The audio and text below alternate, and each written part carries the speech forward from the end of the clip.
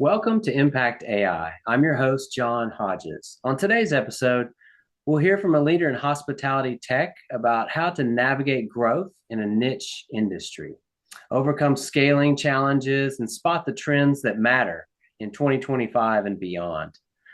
Our guest is Robin Koetje, President, Vice President of Information Technology at Staypineapple. In his role, Robin oversees the tech strategy, systems architecture, and innovation for a hospitality brand known for design and guest experience. His vantage point at the intersection of hospitality and IT gives him unique insight into digital transformation, operational scaling, and how technology can differentiate in a crowded market. Robin, thank you for joining us. Glad to be here. Thanks for having me. So to begin, how about giving a quick introduction? So your current role and how you got into all this. Yeah. Well, I mean, if we go way back in the Wayback Machine, back in the 90s, coming out of high school and in college, one of my first jobs was in hospitality. I think a lot of people in hospitality who are, their whole career has been in the industry, usually started at the line level in some regard in hospitality, be it in a restaurant or a hotel. And it's a industry that kind of gets in your blood, and it doesn't take long for the people who are lifers to realize that now this is where I want to be. Um, and so started, and it's a great place to start for people is at the front lines, because having that nuts and bolts understanding of what the true purpose of what you're trying to accomplish in hospitality is pretty important, no matter what your role is. But I grew from there. I ended up getting an opportunity to move down to Seattle. I grew up and lived in a town about an hour north of Seattle, and got a role in accounting, just kind of turning financial statements every month, staff accountant work. I kind of had the knack for that.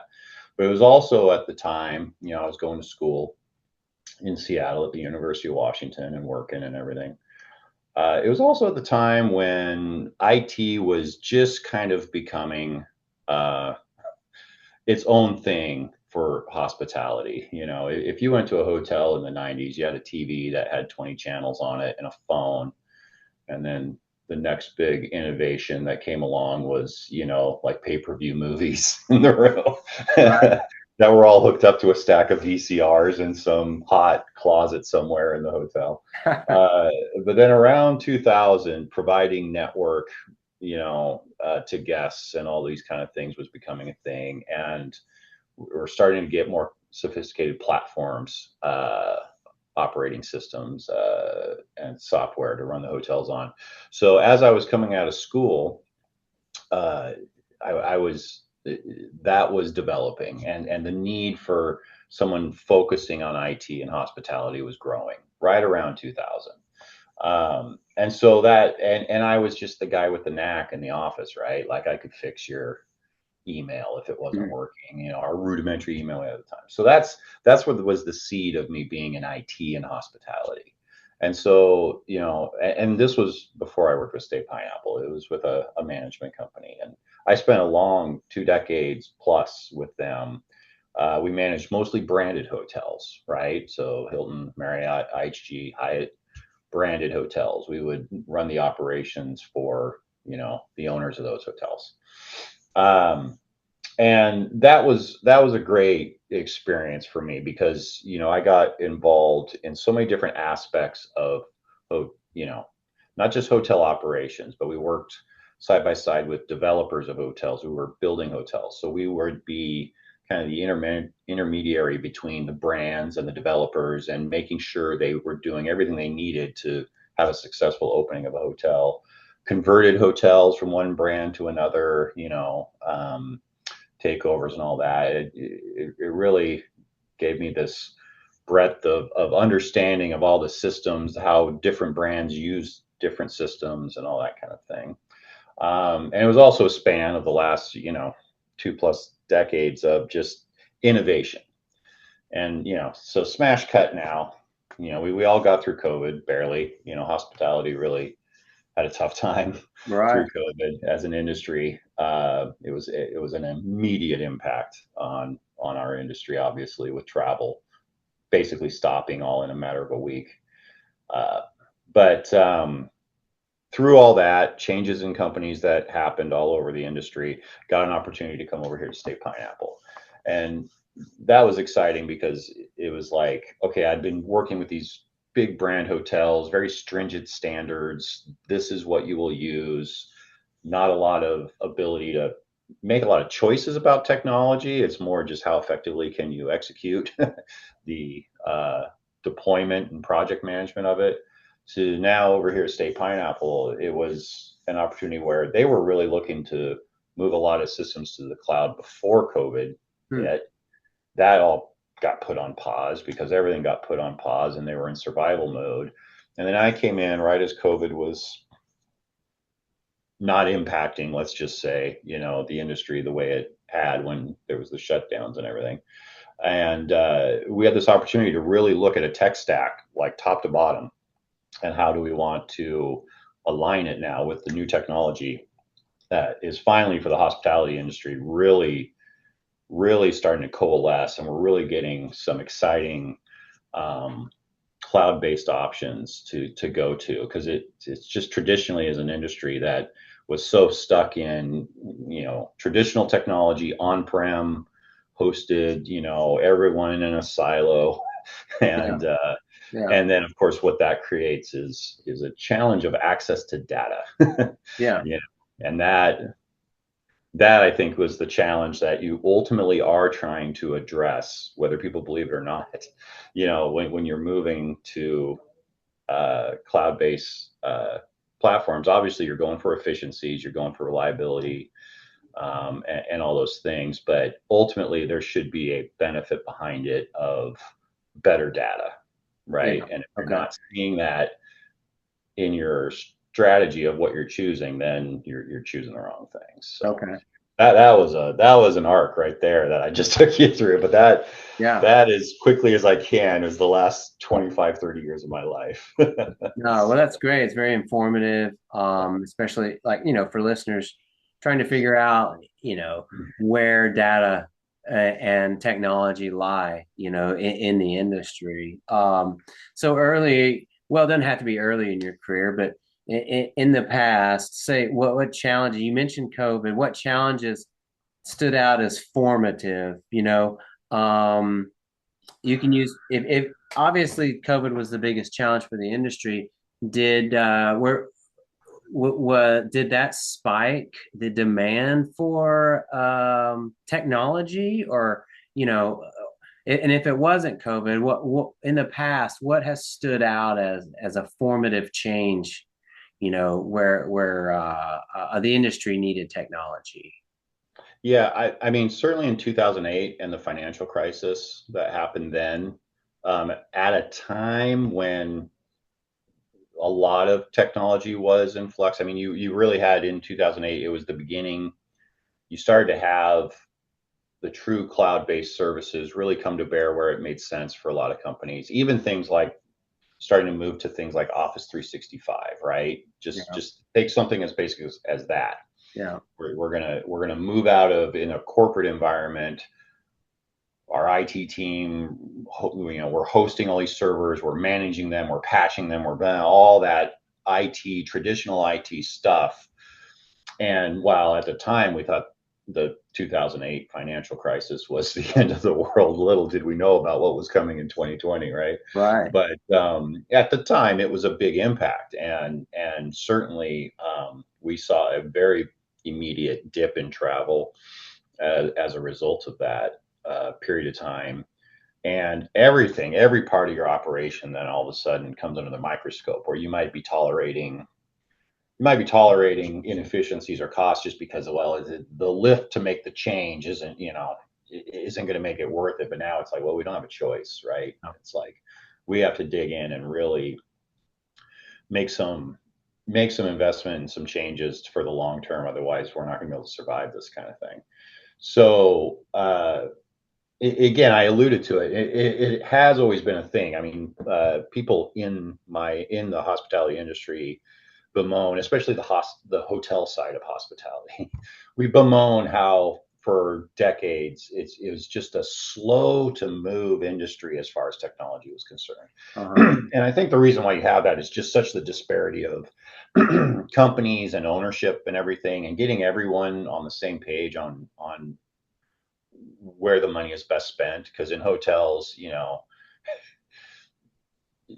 the first priority has always historically been the guest facing Yeah. dollar. That makes you way more money than replacing something. Well, it works. Why fix what isn't broken? Right. Right. Is a very generalized way of thinking, but it's the way a lot of investors and owners look at it. It's like, well, I'm not going to buy a new phone system if the one that's there is working. It doesn't make me one more penny in average daily rate Yeah.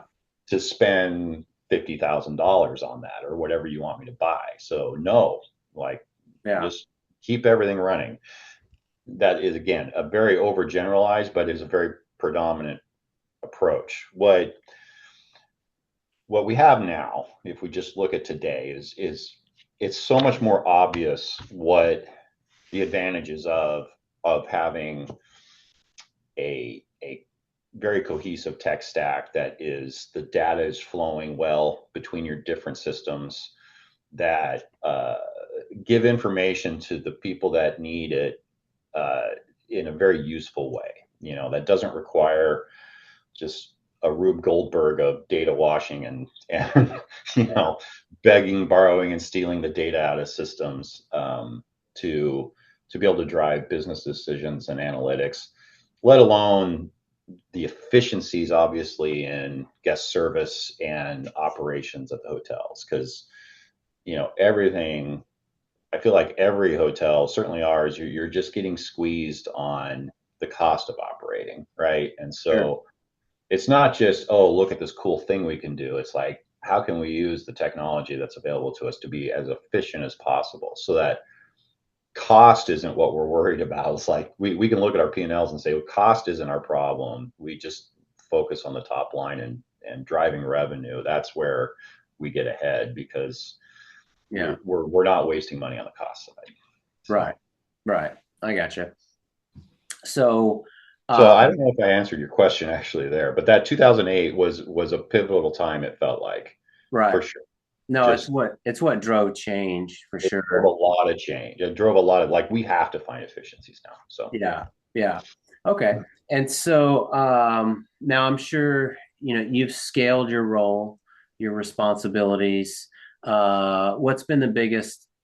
I don't know. You've kind of touched on it, but what are the biggest growth challenges when it comes to technology? You think it's culture, or like I said, you kind of touched on it, but how did you overcome those roadblocks for technical change? yeah, I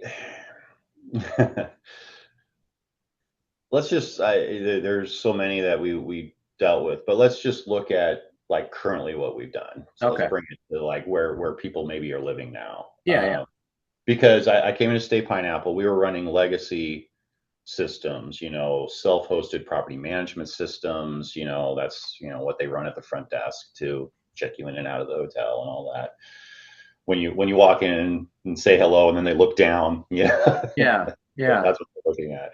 Um, but we went far beyond that. All the ancillary systems that for hotels, the property management system is kind of the core Okay. system. That then, if you have restaurants and bars, you have a point of sale system for food and beverage. That generally the property management system is the hub because that's what all the billing works through for your stay at a hotel. And it's where the biggest wealth of data about your hotel business and your guests live, right? Hmm.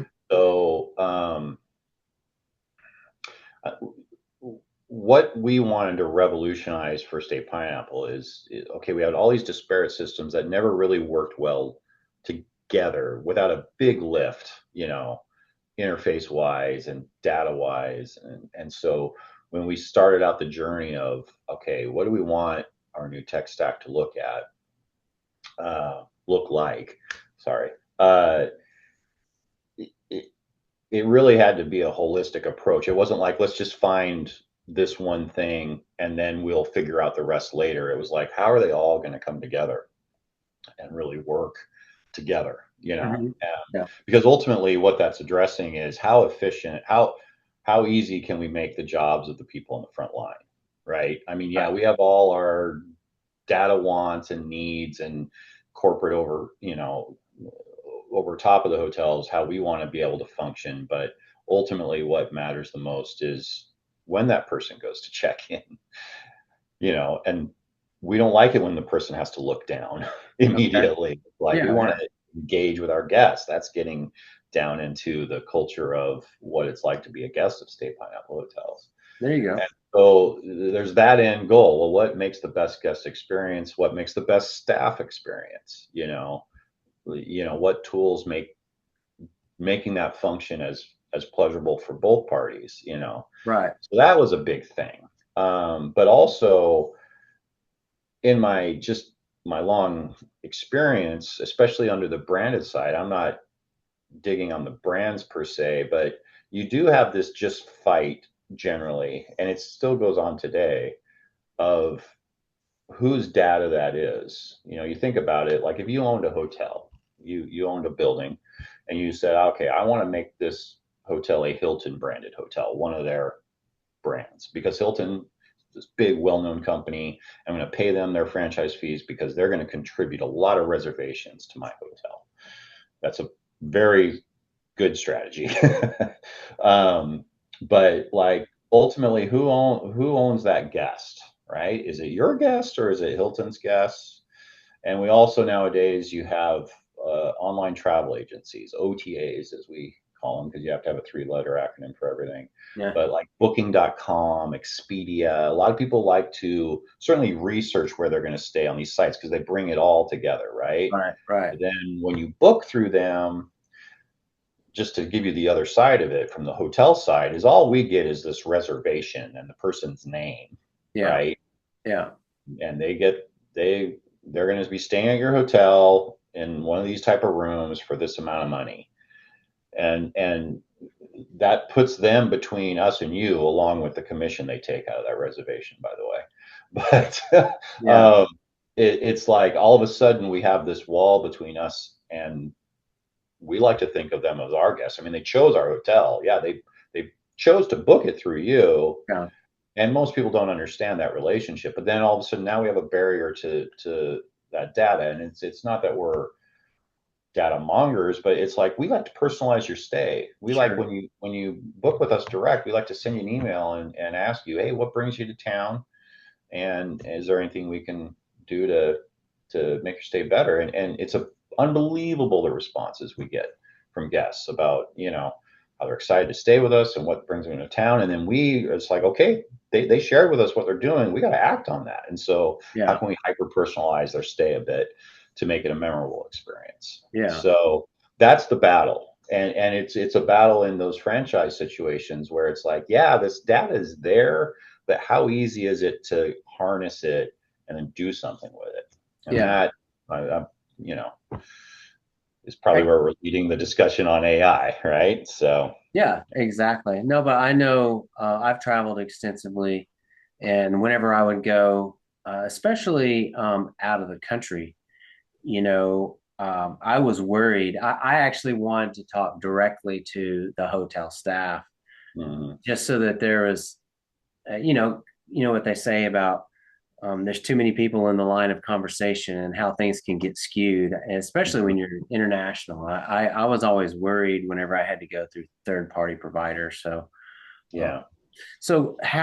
I mean, do you have like what's your specific tool or strategy that you use to I guess overcome? I mean, so you mentioned you don't like it when your hotel guest has to stare down and bang on a keyboard or whatnot. How have you solved that problem, or are you using any current tools or strategies to kind of I don't know, I solve that problem? I would say it's one of those holy grail goals of kind of like the deskless front desk, right? Yeah, In a hotel. where, we already experience it in so many platforms where like, and it's becoming more and more the preference of many guests is let's take care of the business side, this transactional side of checking into the hotel before you even get there, Sure. right? Like let's make that, and the brands to their credit are doing a great job of that with their apps and stuff. And us being a small boutique hotel company, I mean, we're not going to build an app. Nobody wants that. So we've chose platforms that allow for direct online check-in without requiring those kind of things, let's Okay. say, and just streamlining that process. And you can save your payment type, in your profile so that we never have to ask you for your credit card. You Right. Right. manage your payment type and all that kind of stuff. So that when you do check in, it's not this 5 minute, Yeah. script of stuff. And the other side of it is, like I said, is one of the advantages of coming to this company and being able to completely control our tech stack and the data is then we can deliver to our operators very key information on the guests, especially if they're returning. Where have they stayed with us? When have they stayed with us? What kind of feedback have they given us? Have they answered a survey? Um, have they answered our pre-arrival email with why they're coming to town, so that when they check in, we just get right into, well, how are we going to make your stay awesome? Yeah. It's like, Yeah.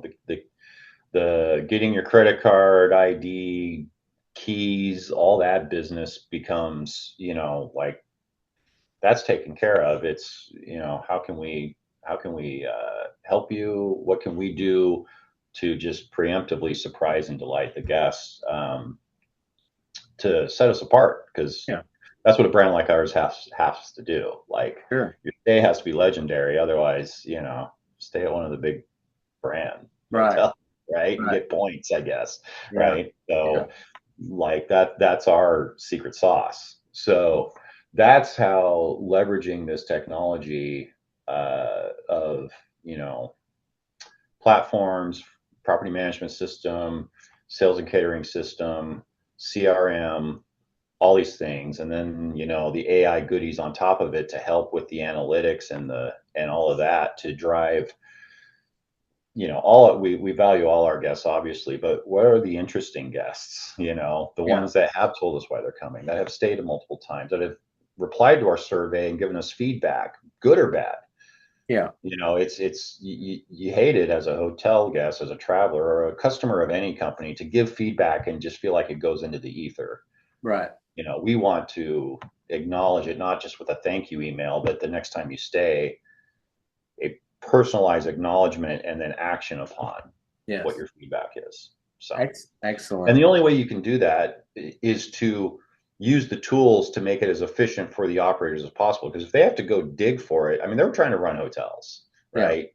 They've got staff, they've got guests, they've got broken P tax in hotel rooms, they've got, cars broke down in their in their driveway, whatever, all the problems that Yeah. Yeah. hoteliers deal with on an hour to hour basis.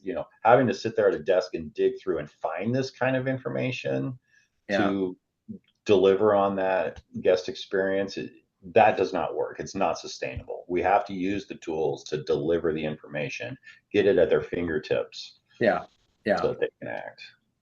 Well, yeah, you're making this easy for me because you went right into my next question, which was more AI specific.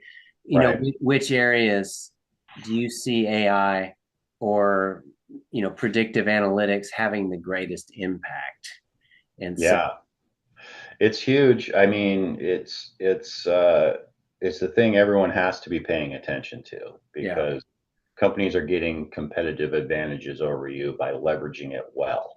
Yeah. Um, it's funny. The first thing you kind of hear of or think of, like the low hanging fruit for hospitality right now, is AI powered voice agents, right? You Hmm. call and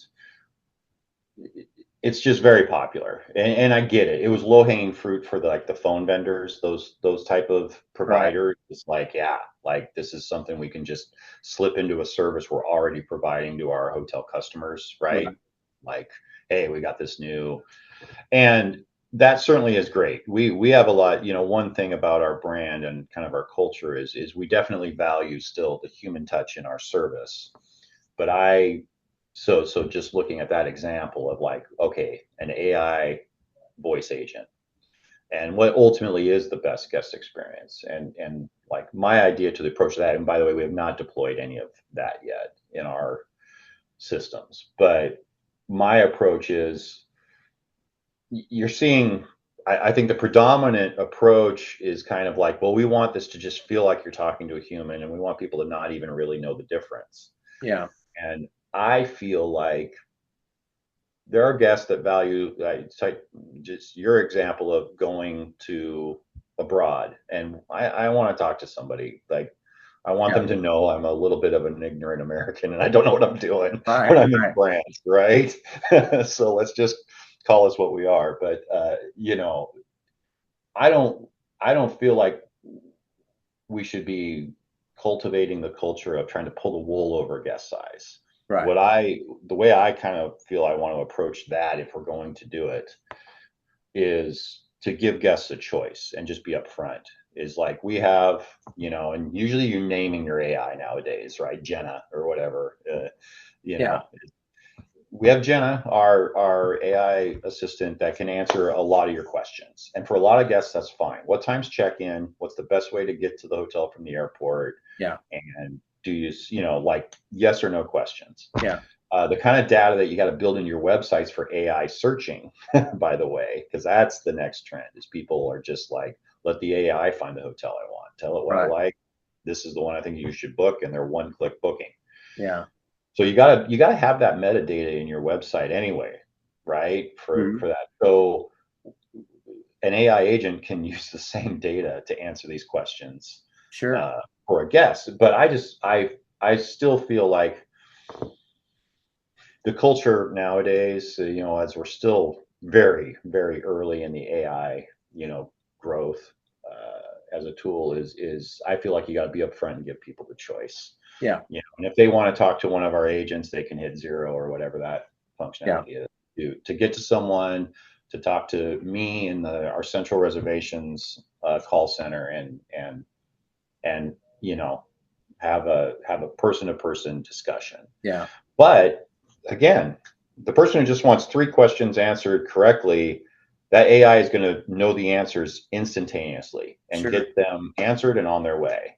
And Yeah. that's the best guest experience for that guest. Right. The best guest experience for you traveling to Prague the first time in your life is like, I have some questions that I don't want a computer answering. And I think that's how I approach that. Yeah. But, I think where we're prioritizing right now our work in AI is on taking that example I talked to you about of the guest data and really trying to leverage AI analytics of our guest data to bring forward those interesting guests that the information we have either from them or from their previous stays gives us an advantage to make their stay better and memorable, one that they will tell a story about, right? Yeah. Yeah. And making that as seamless as possible. So, and with any AI project, it starts with data, right? So Sure. that back to my talk about the stack, and it's like, how can we get this data clean and approachable so that when we're asking an AI to give us, insights about a list of arriving guests, it's accurate, Yeah. because it's only going to be as accurate as the data you're giving it, right? And so this year is still like it's our year of data. Last year was the year of change where we changed all the systems. Okay. This year is the year of really getting our arms around the data and getting it cleaned up and aligned and in a state where we can really drive then the AI analytics on it Yeah. to do all those things. Yeah. So that's been our first focus with with AI. Obviously, there's then all the examples of sort of corporate AI use, like we're starting to dip our toes into now building agents to do the toil tasks, right? We're trying to Yeah. remove the toil. So Yeah. in HR, there's the forms that get submitted for every new employee, Yeah. and it's like, okay, let's bite one of these off. Let's create an agent. This one we named Betsy. You always name them. Yeah, I think it's just but it's if I can, and I know we're going long, but I don't know. I can go as long as you want. So, but uh, with each of these, I think my advice to people in my role is don't approach it like, oh, IT is going to create this thing, and we're going to do all the coding and programming of it and everything, and then we're going to hand it to the employee, and they're just going to work with this AI agent, and it's just going to work. Yeah. I think that, you hear a statistic of like 95% of AI projects fail. And I don't know what fail means, but just aren't followed through on, get started and get, abandoned or whatever. And Yeah. I'd say, yeah, that sounds about right. And when we really started getting into this stuff, and I do have a programmer who works for me that does most of the stuff, our data, he's a jack of all trades, but he's really good at the data and then the AI tools Yeah. and implementing them. And it's like, I tell him, we're going to start stuff and then abandon it. Like and part of it is just the AI tools keep changing, right? And Sure. new things come, and we have to just be willing to accept Yeah. that we Yeah. worked on this for 4 months, but now the new version of Chat, Yeah. OpenAI is out and it's way better, and we got to start over. We got to, just Yeah. pivot or Yeah. whatever, Yeah. and accepting that is the first step. But then also like this example of training an agent to review forms for accuracy. Like it's that simple, because it's a time consuming process that our centralized HR department does. Everyone who's hired, it's like we don't have HR efforts out in the field. We have the hiring managers, of course, but that nuts and bolts HR work of Yeah. onboarding an employee all happens from our corporate office.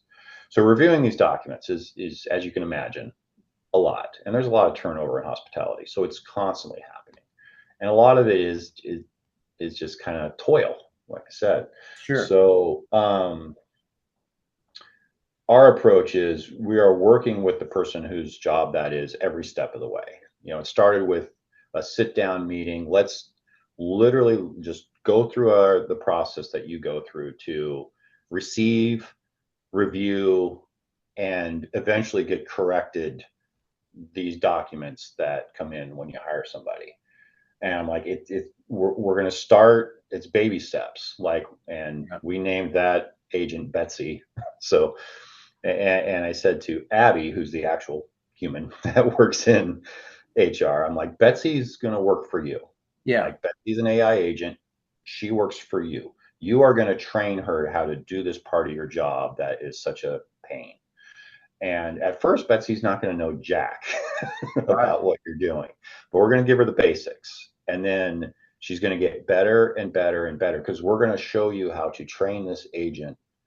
Oh, you missed this, and this is why. Because if you're using the right AI tools, it's easy for a layman to do that, Yeah. right? You Yeah. show them where to go in, where to put the prompts for the agent, and try it again, and she'll just keep getting better. Yeah. And at first she might take 15% of your time back, give you 15% of your time back, Right. and then she'll get better and better, and then pretty soon but Yeah. it's not you coming back and say, well, she misses all this stuff, you have to fix it. It's like, and then because ultimately I think the goal for any organization, to put a bow on that, I guess, is you want to have everybody thinking about AI in that terms, not, Yes.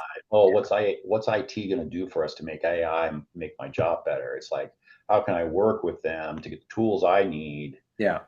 to do it? So that's where, to pivot to the other part of building the culture in your organization, it has to be a Yeah. leadership level driven, Yeah.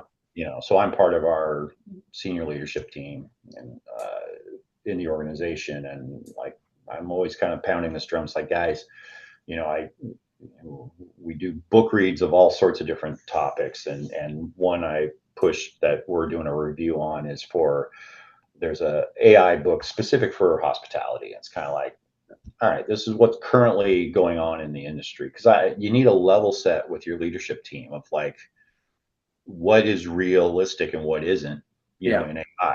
Like what do we think is a useful way to deploy it? Yeah. And then if they're driving it, they're driving their teams. Yes, you're going to use this. AI is not the boogeyman, Right.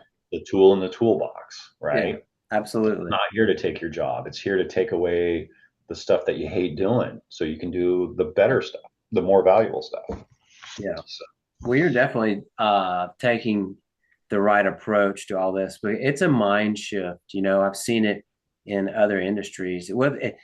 It's coming whether you like it or not. And so yeah, the quicker you shift your mind, like you just mentioned, your outlook needs to be, well, how do I make this AI tool better, as opposed to this AI isn't working for me, because right. you know, Yeah, it's, you give them the ownership of it, then yeah, you're not shifting the burden on them. We're here to help them every step, but it's like, hey, it's just quicker. It's like you can instantly see the impact of you putting in a sentence that says, oh yeah, when this box on this form says this specifically, then this box should say one of these three things. Maybe right, that's an right, example. And we didn't absolutely, do that the first time around, but now you're realizing, oh, every time this box says this, one of these three things should happen. You can teach the agent that. yeah, The yeah. next time, and yeah. So anyway, It is. It's quite impressive. I have been thoroughly impressed with the how quick they learn as well. sure. Um, okay, well that's wonderful. So let's one more question, which looks into the future. What trends? It could be in technology, guest behavior, sustainability, or operations. Do you believe will define hospitality in 2026 and beyond? Oh boy. That's so funny because you see trends come along, and we've seen many flash in the pan trends in hospitality where it's like it's hot, it's the thing for two Yeah, years and people yeah, are investing in it, spending money on it. Um, Voice activation was one of those not that long ago that, having Alexa essentially in your yeah. room. Oh As yeah. soon as guests figured out that it couldn't do half the things they asked, they just stopped talking to it, and then it all crumbles. So that's what you want to avoid, right? Um, I do think the big trend. I think you get past the shiny new thing kind of side of it. Um, I think a big trend that's going to impact the booking side is AI powered travel booking, searching. Like, I think as much as we talk about building an agent that's doing a function in our business, I do think the population is just slowly and slowly it's going to become this personalized personal assistant, whether Yeah, it's in your phone, wherever this agent lives. People are going to start training their own agent. They're doing it to an right. extent. They've got their AI they've subscribed to or whatever, and they're getting more and more. And it is that, I don't know if you call it dystopian, that movie Her, right, where it's like, but truly the advantages people will start seeing it as it just becomes. And it's like, you know you have a trip you're doing a lot. It's like, hey, I need you to book me that trip to New York, and it's like, it knows you like this flight on this airline, Right. like this hotel, you always take an Uber, like, and it's like Yeah. you tell it that in one sentence, and it's like, blah, it all just shows up in your Alaska Airlines app, in your hotel reservation, Wow. on your Uber app. It is all booked. It all lines up. The timing is there, Wow. and the impact, like what we talked about, that AI searching and booking. I have no doubt that the big OTAs, so Booking, Expedia, Travelocity, those big companies like are all over this because they want to continue to Yeah. drive traffic through their site. But it creates also maybe an opportunity for companies like ours, where it's like if we're leveraging our public information, our website data, all that kind of stuff to make it, because what makes it, it's not Google Analytics anymore necessarily. It's like Right. what does AI think is the best answer for the Yeah. person using it to search? It's like I want to stay in Seattle. I don't like, big box brand hotels. I like to stay at unique, funky hotels. Well, that's us. Yeah. So let's make sure AI is finding us in that manner, Yeah.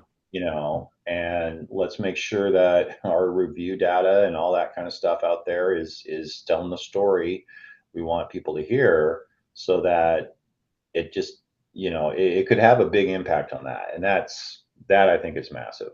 I think operationally, the things we're talking about, I think the big impact is, again, kind of hammering home that thing.